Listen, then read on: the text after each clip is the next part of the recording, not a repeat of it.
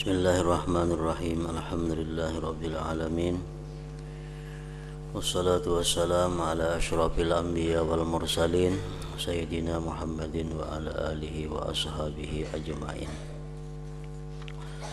Qala al-musannif rahimahullah wa nafa'ana bi ulumihi fid dharain amin. Yang kedelapan, adab-adab selepas terbit matahari sampai waktu gelincir matahari.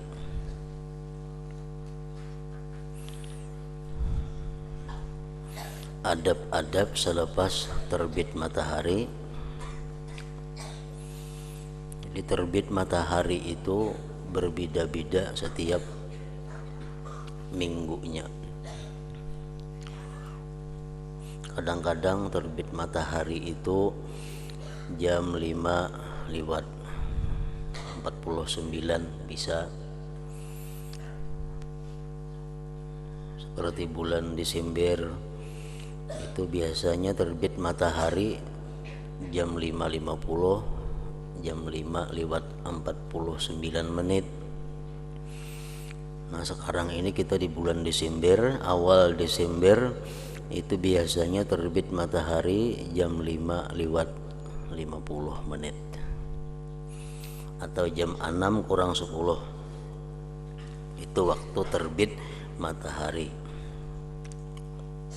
sampai ke waktu gelincir matahari jam 12 lewat.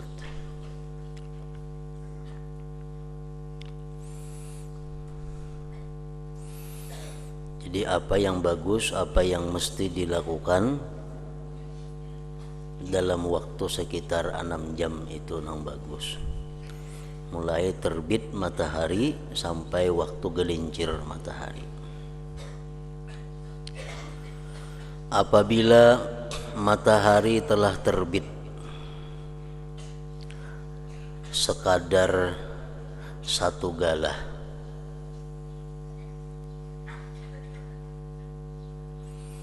apabila matahari telah terbit sekadar satu galah. Jadi tadi matahari terbit hari ini jam 5 lewat 50.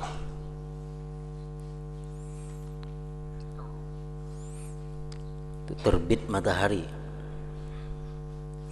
Ditambah lagi terangkatnya matahari sekitar satu galah.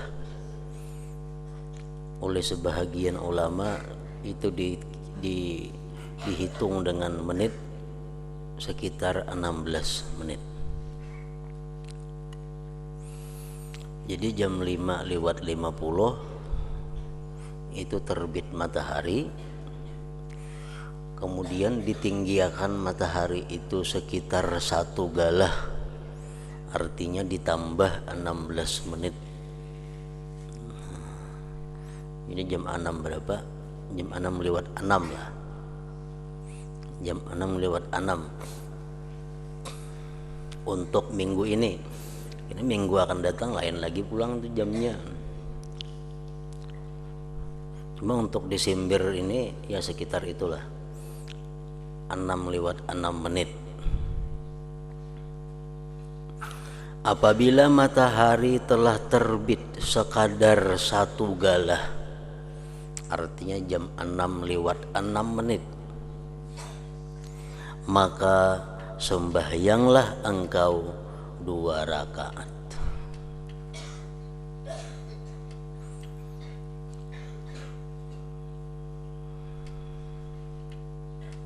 Sembahyanglah engkau 2 rakaat. Biasa dikenal dengan sembahyang sunat isyraq. Sembahyang sunat isyraq ngarannya.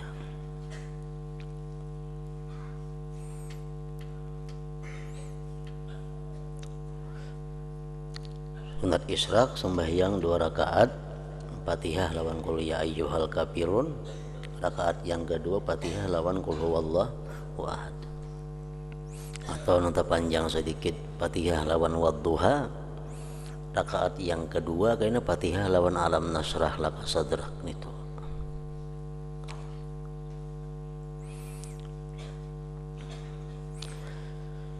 engkau buat sembahyang ini selepas habis waktu yang dimakruhkan sembahyang, yaitu masa yang antara selepas sembahyang subuh sampai naik matahari sekadar 1 gala. Jadi imbah sembahyang subuh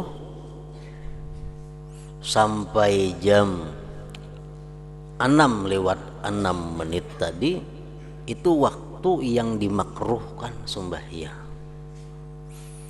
makruh tahrim. Jadi jangan hendak sembahyang di jam itu, kecuali sembahyang qadaan, itu lain kisahnya. Sembahyang qadaan umpamanya kita terlambat bangun lalu sembahyang subuh karena orang sudah jamaah subuh. Nah sembahyanglah kita subuh berjamaah. Nah karena habis sembahyang subuh berjamaah, berhubung kita belum melaksanakan sunat subuh, kita qada sunat subuh ke waktu itu, kita letakkan sunat subuh ke imbah sembahyang subuh, karena kada sempat tadi melaksanakan sebelum subuh tuh kada jadi masalah. Nang jadi masalahnya sembahyang nang kada ada sebab.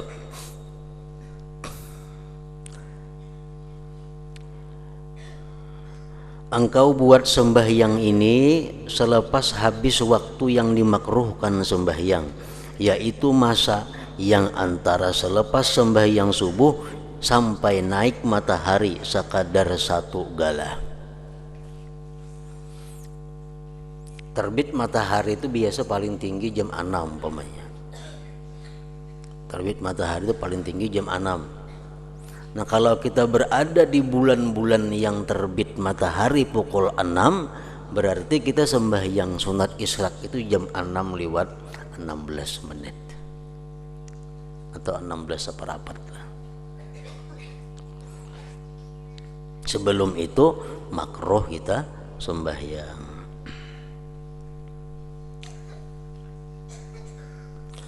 Dan apabila matahari telah naik sampai ke waktu duha, yaitu apabila telah berlalu lebih kurang 1/4 siang,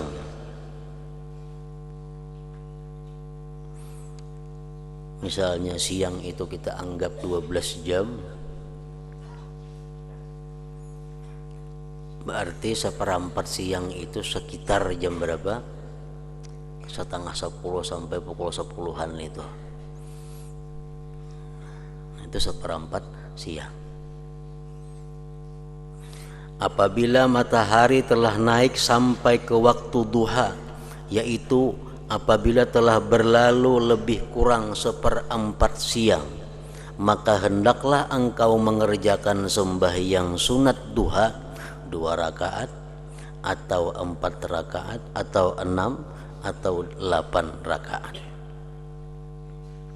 Engkau buat sembahyang ini 2 rakaat, 2 rakaat, 2 rakaat sekali salam, seperti apa yang telah diriwayatkan daripada Rasulullah sallallahu alaihi wasallam.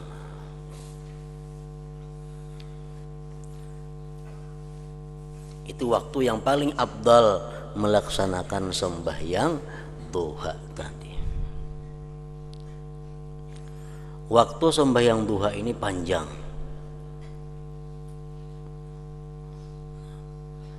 Begitu selesai sembahyang isyraq, itu sudah masuk sembahyang duha sampai kena jam 12. Itu bagi pendapat ulama yang mengatakan bahwa sembahyang isyraq, sembahyang duha itu lain.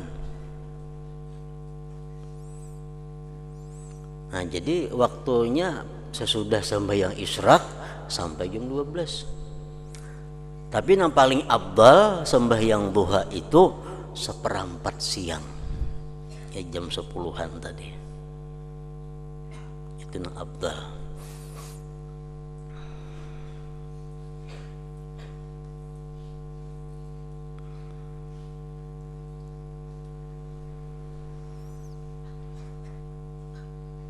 Ada sebagian ulama yang berpendapat bahwa sembahyang isyraq itu iya sembahyang duha. Nah, ada pendapat kayak itu. Sembahyang isyraq iya sembahyang duha. Bukan dua sembahyang ada. Nah, kalau pendapat ulama yang seperti ini, iya sembahyang duha tuh sembahyang isyraq ngarannya. Masuknya sembahyang duha waktunya mulai terbit matahari sakadar satu galah tadi sampai tergelincir matahari kina. Tapi yang mu'tamad yang banyak digunakan orang pendapat ulama bahwa isyraq itu sembahyang isyraq juga ngarannya, sembahyang duha duha juga lain, bukan sama kadang.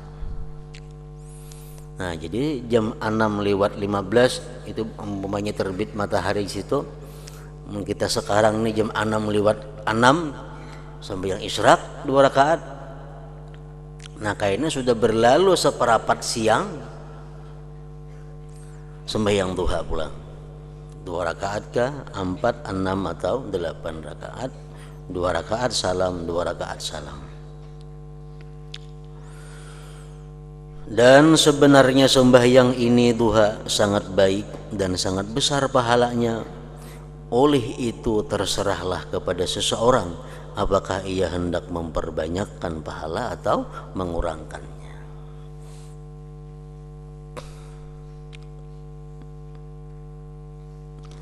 Dan tidak ada di antara masa terbit matahari sampai masa tergelincirnya kecuali hanya sembahyang ini saja.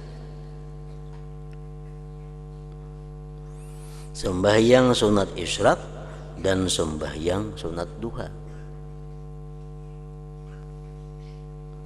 Jadi mulai terbit matahari sampai zuhur hanya ada 2 sembahyang. Sembahyang isyraq dan sembahyang duha. Kalau hendak ditambah lawan sembahyang sunat mutlak ya ada jadi masalah. Itu sunat mutlak karena sunat nang ada bangaran. Kalau sembahyang nang bangaran, sembahyang hanya ada 2, isyraq dan duha. Itulah sembahyang antara subuh, antara terbit matahari sampai zuhur.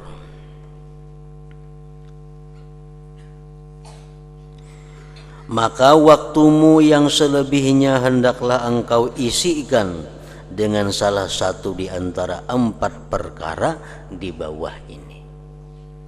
Panjang waktunya tuh. Mulai jam 6 lewat sedikit sampai jam 12 berapa jam? 6 jaman kah? Panjang waktu. Nah, waktu yang panjang itu hendaknya digunakan salah satu di antara 4 perkara ini. Perkara pertama yaitu yang terlebih afdal, bahwa engkau habiskan waktumu itu dengan mencari ilmu yang bermanfaat. Jadi selain sembahyang duha, selain sembahyang isyraq, waktu yang tersisa selain daripada mengurus diri macam banyak mandi, bebersih segala macam, mengurus diri. Nah, selain pada itu dihabiskan waktu untuk mencari ilmu yang bermanfaat. Bukan ilmu yang sia-sia.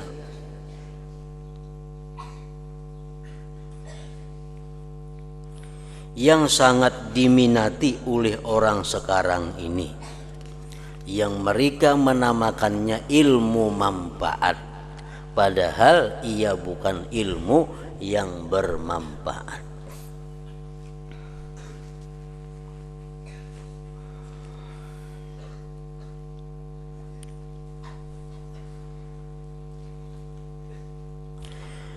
Ilmu yang bermanfaat itu ialah ilmu yang menambah takutmu kepada Allah.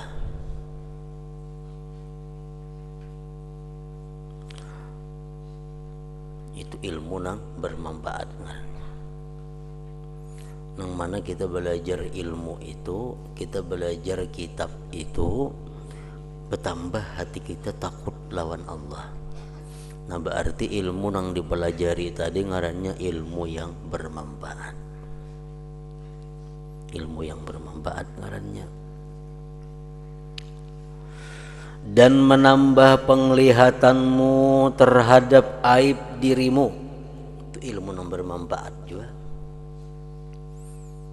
Imbah kita belajar kitab itu, kita tahu laluan kekurangan diri kita. Imbah kita belajar ilmu itu, kita tahu laluan aib salah diri kita. Nah belajar ilmu seperti itu ilmu yang bermanfaat ngarannya. Dan menambah ma'rifatmu dalam engkau beribadah akan Tuhanmu, ilmu bermanfaat juga. Ilmu fikih,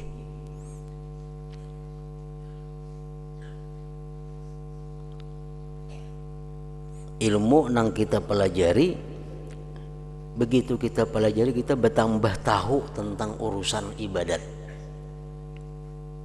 Dulu kada tahu urusan sembahyang israk, dulu kada tahu urusan sembahyang duha. Belajar ilmu lalu tahu. Nah, nang kita pelajari itu ngarannya ilmu yang bermanfaat.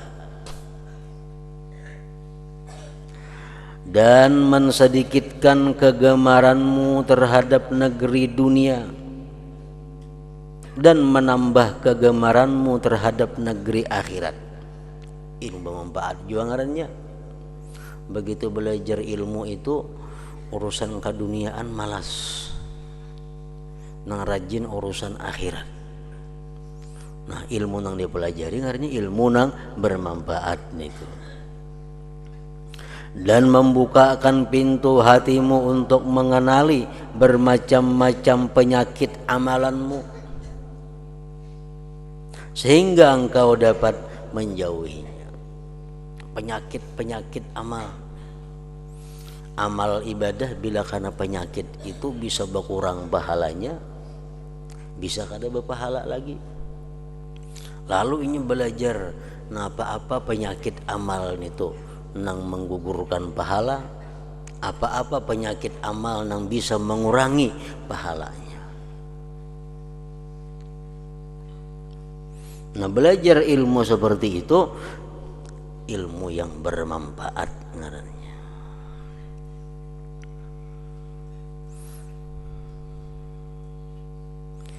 Dan ilmu yang bermanfaat itu ialah ilmu yang menambah pengetahuanmu terhadap tipu hilah syaitan. Mengetahui tentang tipu daya syaitan, mengetahui tentang ilmu geritik-geritik hati. Kalau hati bergeritik macam ini, itu geritik daripada syaitan. Kalau hatiku bergeritik macam ini, berarti itu daripada hawa nafsu. Kalau hatiku bergeritik macam ini, berarti daripada malaikat. Kalau hatiku bergeritik macam ini, berarti langsung dari Allah Ta'ala. Nah mengetahui geritik-geritik hati seperti itu ngarannya daripada ilmu yang bermanfaat, yang menambah pengetahuanmu terhadap tipu hilah syaitan dan penipuannya, sehingga engkau arif, sehingga engkau mengenal dengan kehalusan penipuan syaitan di dalam menggoda ulama usuh. Padahal kita punya ilmu, tapi karena kita kada sadar bahwa itu godaan daripada syaitan, bahwa itu bisikan daripada syaitan, lalu terjerumus. Nah mempelajari tentang tipu daya syaitan itu termasuk ilmu yang bermanfaat. Kita hendak bersedekah 10.000. Nah, kita hendak bersedekah 10.000 kepada seseorang, umpamanya seseorang fakir miskin. Dalam hati timbul geritik hendak bersedekah 10.000 nah lawan inya kasihan. Itu belum tentu baik, karena timbulnya di hati kita hendak bersedekah itu bisa langsung dari Allah, itu pasti baik. bisa timbul geritik hati karena adalah anjuran dari malaikat, baik. Dan bisa itu merupakan geritik sekedar hawa nafsu, kada baik. Bisa itu bersedekah 10.000 bujukan daripada syaitan, kada baik juga. Nah, membedakan mana geritik hati yang datangnya dari Allah langsung, mana dari malaikat, mana dari hawa nafsu, mana dari syaitan, itu Pak termasuk ilmu yang bermanfaat. Termasuk ilmu bermanfaat.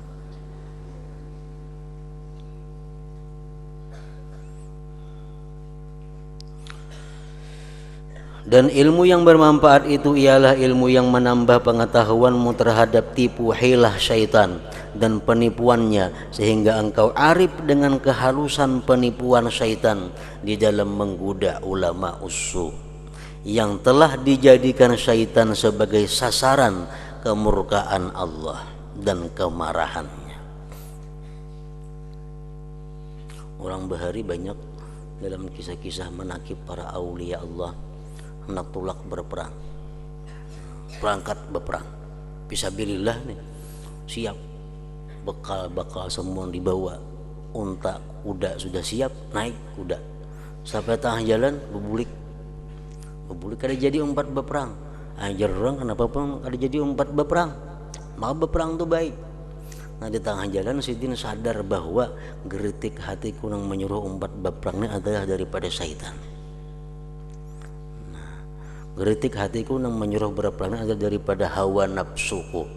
Karena jadi, karena mereka dapat membedakan mana geritik hati dari Allah, dari malaikat, mana dari hawa nafsu, dari tipu daya syaitan.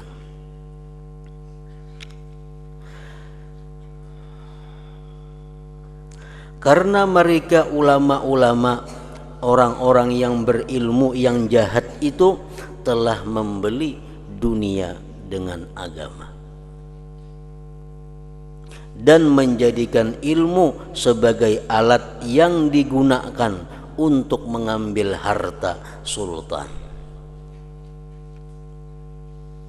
memakan harta wakaf, harta anak yatim, harta orang-orang miskin, dan harta orang-orang Islam. Di sepanjang hari mereka hanya menghabiskan masa untuk mencari pangkat dan kedudukan di hati manusia. Untuk itu mereka sanggup menunjukkan segala kebolehan di hadapan orang ramai dan kepasihan lidah mereka dalam berbahas dan berbincang.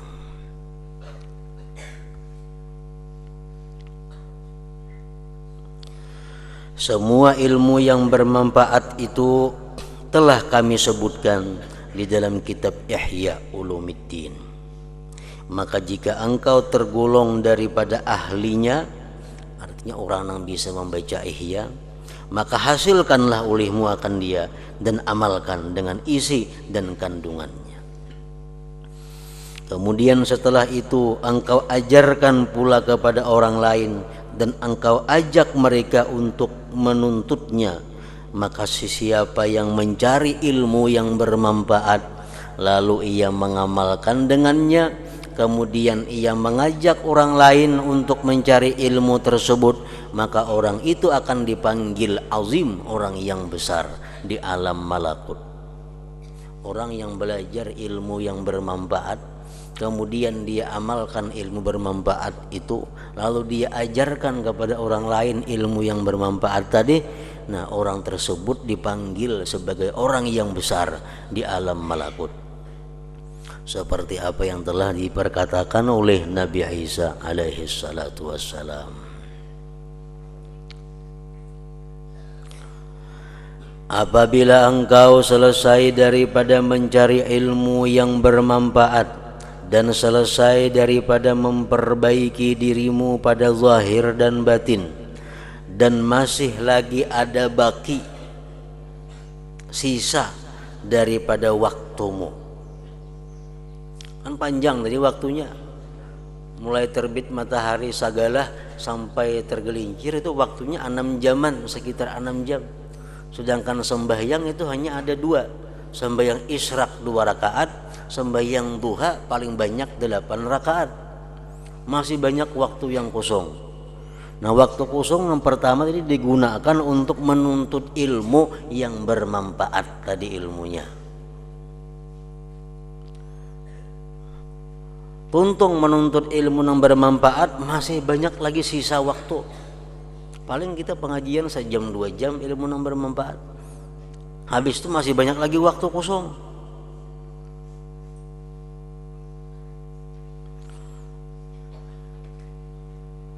Dan masih lagi ada baki, sisa, artinya baki ini tuh sisa daripada waktumu. Maka tidak mengapa waktu yang baki, yang sisa itu engkau gunakan untuk menuntut ilmu mazhab, ilmu masailil khilafiyah. Nah, waktu yang kosong ini waktu menuntut ilmu fikih masalah khilafiyah. Ayuha waktu digunakan menuntut ilmu nahu, ilmu saraf, ilmu balaghah, ilmu tafsir, macam-macam. Tapi sesudah kita belajar dulu ilmu nang fardu ain. Kan ilmu ada fardu ain, ada ilmu nang fardu kifayah, ada ilmu nang sunat, ada ilmu nang boleh. Ilmu nang fardu ain namanya ya ilmu nang bermanfaat tadi itu, ilmu nang nyata fardu ain. Kalau sudah kita belajar ilmu nang fardu ain, ilmu nang bermanfaat tadi masih ada waktu. Nah, kadang mengapa kita gunakan untuk belajar masalah ilmu khilafiyah di antara ulama-ulama, supaya engkau juga mengenali cabang-cabang ilmu fikih dan permasalahannya yang juga terkadang timbul di waktu engkau berbuat ibadah. Dan supaya engkau mengetahui jalan tengah di antara segala permasalahan yang diperselisihkan oleh orang ramai ketika mereka sedang dikuasai oleh hawa nafsu di dalam pertengkaran mereka. Ayo kita belajar ilmu mazhab. Kita belajar berwudu, bagaimana cara berwudu menurut Imam Syafi'i, bagaimana berwudu cara Imam Maliki, bagaimana cara berwudu Imam Hanafi, bagaimana cara berwudu Imam Hambali, bagaimana sembahyang menurut Imam Maliki, apa syarat-syaratnya menurut Imam Syafi'i. Itu hanya kita pelajari. Itu kalau ada lebihan waktu daripada belajar nang fardu ain, belajar nang penting tadi. Ini pun dengan syarat adanya kelapangan masa. Belajar ilmu khilaf nih dengan syarat adanya kelapangan masa selepas engkau menuntut ilmu yang fardu kifayah. Tetapi jika nafsumu selalu mendorongmu meninggalkan membaca wirid-wirid dan zikir-zikir yang telah kami sebutkan dan merasa berat melaksanakannya, dan ia sangat condong untuk menghabiskan masa menuntut ilmu masail khilafiyah, maka ketahuilah bahwa sebenarnya syaitan telah berjaya mempermainkan engkau, dan ia telah berjaya menanamkan sesuatu penyakit yang sangat berbahaya di dalam hatimu, yaitulah cinta pangkat dan harta benda atau lainnya.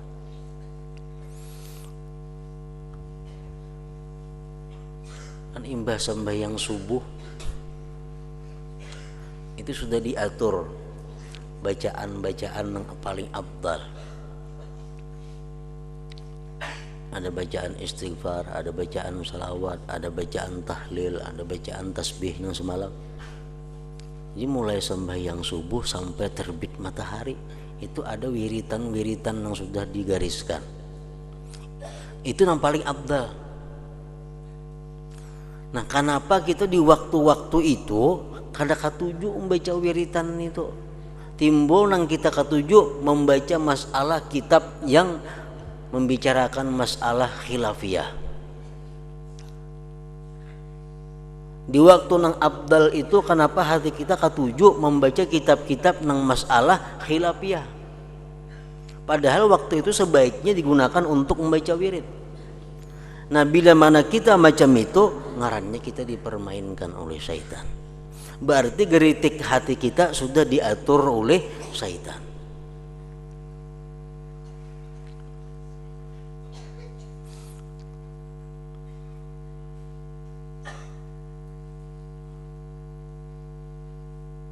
Kita meninggalkan amalan yang baik, kita ganti dengan amalan yang kurang baik, itu salah satu alamat bahwa geritik daripada syaitan. Kita meninggalkan amalan yang terbaik, kita laksanakan amalan yang baik, itu pertanda bahwa geritik hati berasal daripada hawa nafsu. Kayak itu biasanya. Contohnya yang tadi, kan amalan yang terbaik antara sembahyang subuh sampai terbit matahari itu sudah ada diatur. Bacaan ini, bacaan Quran, bacaan doa, bacaan macam. Kenapa kita kadang-kadang tujuh membacaan itu? Nang timbul di hati kita membaca surat kabar ketujuh di waktu itu, timbul di hati membaca buku nahu di saat itu. Nah, ini sudah syaitan ampun geritik hati. Kenapa? Karena berpaling daripada sesuatu nang baik kepada nang kada baik. Jam-jam saat itu jam-jam yang istijabah doa dari Allah, jam-jam yang sangat mulia kalau kita beribadah dengan zikir, dengan tasbih, dengan salawat. Kenapa kita kada katuju? Kita ganti lawan mutalaah kitab-kitab nang hubungannya kada lawan akhirat. Nahu, saraf, urusan ilmu perantara, ngarannya ilmu alat. Nah, bila kita macam itu geritik dari syaitan sudah.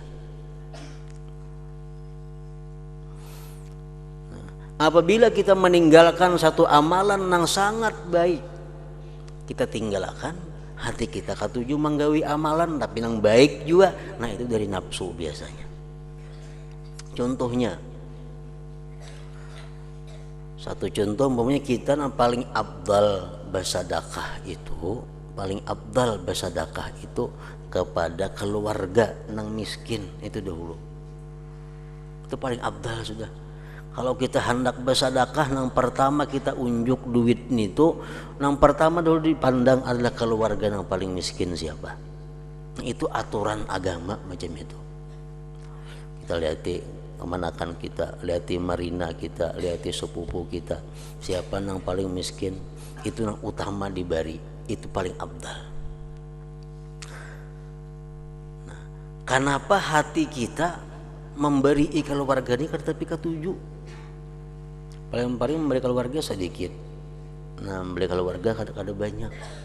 Tapi memberi orang nang kada ada hubungan apa-apa lawan kita banyak. Nah, berarti itu ada hawa nafsu di dalamnya. Berarti ada hawa nafsu, ada dorongan hawa nafsu.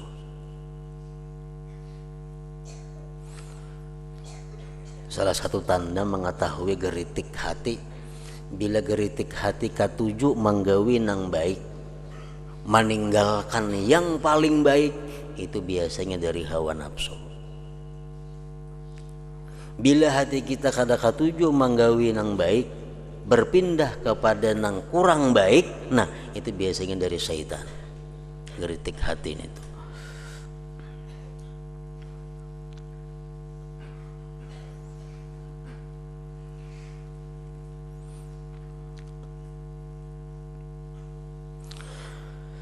Maka ketahuilah bahwa sebenarnya syaitan telah berjaya mempermainkan engkau, dan ia telah berjaya menanamkan suatu penyakit yang sangat berbahaya di dalam hatimu, yaitulah cinta pangkat dan harta benda.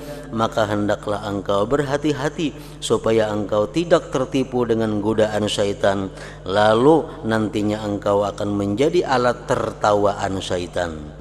Maka ia membinasakan akan dikau dan akan mengolok-olok engkau.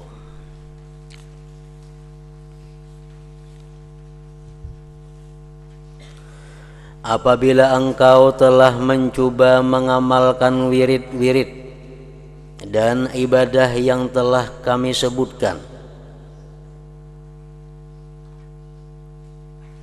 Sembahyang subuh ada amalan-amalan yang dibaca, diamalkan itu. Dan engkau dapati akan dirimu tidak merasakan sebarang keberatan dan tidak merasa malas melaksanakannya. Kada ada rasa malas, kada ada rasa berat membaca wirid-wirid na imbah sampai yang subuh sampai terbit matahari itu.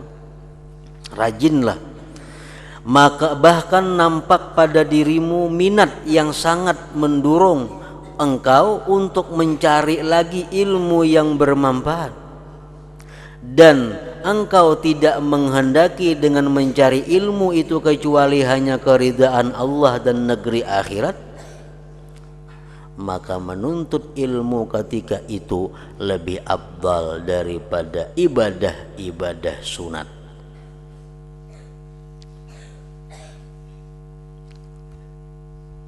Sembahyang subuh sudah, membaca wirid sampai terbit matahari sekadar satu galah sudah. Imbah itu sembahyang isyraq sudah, jadi gawi. Nah paling afdal imbah itu ibadah napa? Apakah membaca Quran? Apakah membaca salawat? Apakah zikir? Paling afdal imbah itu adalah menuntut ilmu yang bermanfaat tadi. Itu paling afdal. Jadi sembahyang subuh sudah, wirid-wirid, tahlil, zikir, tasbih, salawat, istighfar, doa, Quran sudah, sampai terbit matahari segala. Sembahyang isyraq sudah. Nah paling afdal apa imbah itu? Menuntut ilmu yang bermanfaat. Maka menuntut ilmu ketika itu lebih afdal daripada ibadah-ibadah sunat. Dan yang paling penting hendaklah engkau memastikan keikhlasan niatmu. Itu lain pula kisahnya, hanya niat yang ikhlas, karena niatlah yang menentukan nilai amalanmu. Tetapi apabila niatmu tidak ikhlas, maka disinilah tempat terperdayanya orang-orang yang jahil, dan di sini pula tempat tergelincir kaki orang-orang yang cerdik pandai. Nah bila kita kalau macam itu, berarti kita ngarnya sudah mengawali hari dengan kebaikan. Sembahyang subuh membaca wirid, kada ada urusan lain sampai tergelincir sampai terbit matahari segala. Sembahyang isyraq, habis sembahyang isyraq mengaji, menuntut ilmu yang bermanfaat tadi. Habis selesai itu berarti kita ngarannya sudah termasuk orang yang mengawali, memulai pagi hari dengan baik. Nah perkara kedua yang dilakukan antara terbit matahari sampai tergelincir, bahwa engkau tidak kuasa menghasilkan ilmu yang bermanfaat. Tuntung sudah sembahyang isyraq, hendak mengaji ilmu yang bermanfaat, kemana mengaji? Kada ada orang belajaran jam itu. Habis sembahyang isyraq, kada ada orang belajaran ilmu yang bermanfaat. Bahwa engkau tidak kuasa menghasilkan ilmu yang bermanfaat, tetapi engkau kuasa berbuat ibadah seperti berzikir, membaca Al-Quran, bertasbih dan sembahyang. Biang apakah? Maka ini adalah derajat orang yang abid ngarannya, ahli ibadah, dan cara hidup orang yang saleh. Dengan cara ini engkau dapat juga tergolong di dalam kumpulan orang yang beruntung. Nah amung kada ada lagi pengajian ilmu yang bermanfaat, sesudah sembahyang isyraq itu ayo nak membaca Quran, ayo nak membaca dalail, ayo nak membaca salawat, ayo nak membaca zikir, istighfar dan lain-lainnya. Perkara ketiga, bahwa engkau membuat sebarang pekerjaan yang dapat memberi kebaikan kepada orang-orang Islam dan dapat menggembirakan hati orang-orang yang beriman, atau engkau menolong orang yang saleh di dalam pekerjaan mereka, seperti berkhidmat kepada para ulama dan ahli sufi dan ahli-ahli agama, dan berulang-alik, artinya berbulak-balik di dalam menunaikan hajat-hajat mereka, atau berusaha untuk memberi makanan kepada fakir dan miskin, atau pergi menziarahi orang sakit, atau menghantar jenazah, maka semuanya ini adalah lebih afdal daripada semata-mata ibadah yang sunat saja. Karena amalan yang seperti ini selain daripada sebagai satu ibadah, juga ia merupakan pertolongan kepada orang lain. Nah, habis sembahyang isyraq tadi, yang paling baik napa? Menuntut ilmu yang bermanfaat.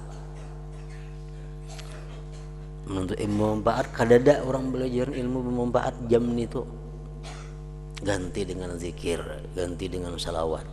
Nah, dengan itu kita tergolong orang yang ahli ibadah. Tapi kalau dibanding pulang, diganti dengan perbuatan-perbuatan baik kepada orang Islam, jam-jam itu kita untuk sembahyang isyraq kita kada berzikir, kada bersalawat, kada membaca Quran, cuma kita gunakan jam itu untuk membantu orang, menghilangi orang garing, membantu orang yang kesusahan, termasuk menyiapkan anak buah yang hendak sekolah, umpamanya kita simpunakan ininya itunya, termasuk.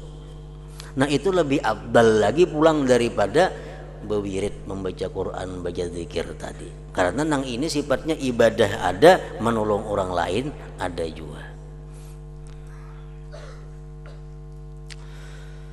Perkara yang keempat, jikalau engkau tidak dapat berbuat salah satu daripada tiga perkara yang tersebut tadi, maka berusahalah untuk menunaikan hajatmu sendiri dan mencari nafkah bagi dirimu dan keluargamu, sedangkan orang ramai selamat daripada sebarang gangguanmu, dan mereka juga selamat daripada bahaya lidah dan tanganmu, dan agamamu pula selamat, yaitu apabila engkau tidak terlibat dengan sebarang kemaksiatan, maka dengan itu engkau akan dapat mencapai derajat ashabul yamin ngarannya, sekiranya engkau tidak dapat mencapai derajatus sabiqin.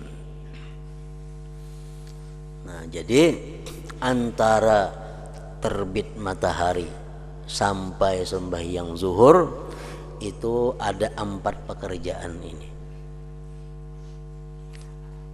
Mulainya itu mulai habis sembahyang isyraq, menuntut ilmu yang bermanfaat bagus. Amunnya kalian nuntut ilmu yang bermanfaat, beribadah, membaca Quran, baca selawat, zikir, bagus. Atau diganti dengan menolong orang, membantu orang, mengantarkan jenazah, menghilangi orang sakit dan sebagainya, lebih baik daripada beribadah lagi.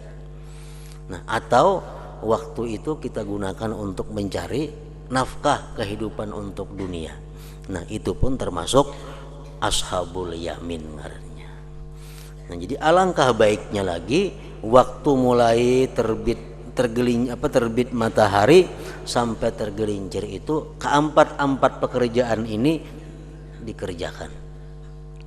Jadi mulai sembahyang subuh berwirid sampai sembahyang isyraq ada, menuntut ilmu yang bermanfaat ada, membaca Quran, baca zikir ada, membantu orang lain ada, mencari nafkah dengan jalan yang baik, dengan jalan yang diridai Allah ada. Nah, itu komplit ngarannya. Maka 4 perkara inilah segala derajat di dalam agamamu. Selain daripada itu hanyalah tempat permainan syaitan, yaitu bahwa engkau mengerjakan sesuatu yang dapat meruntuhkan agamamu, wal iyadzu billah, atau menyakiti hamba daripada hamba-hamba Allah, maka ini adalah perbuatan golongan yang binasa, dan hendaklah engkau menghindarkan diri daripada mereka itu. Nah, kemudian dan ketahuilah bahwasanya seorang hamba itu dipandang dari sudut agamanya terbagi kepada 3 derajat. Hadratin Nabi sallallahu alaihi wasallam. Al-Fatihah.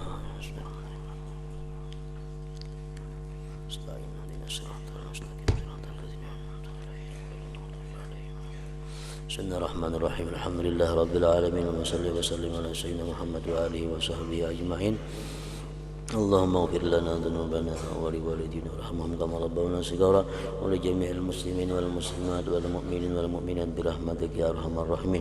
Allahumma anfa'na bima 'allamtana wa 'allimna ma yanfa'una wa zidna fahman wa ilman wa amalan mahmudan wa rahmatika ya arhamar rahimin. Sallallahu alaihi wasallam Muhammad wa alihi wa sahbihi wa sallam.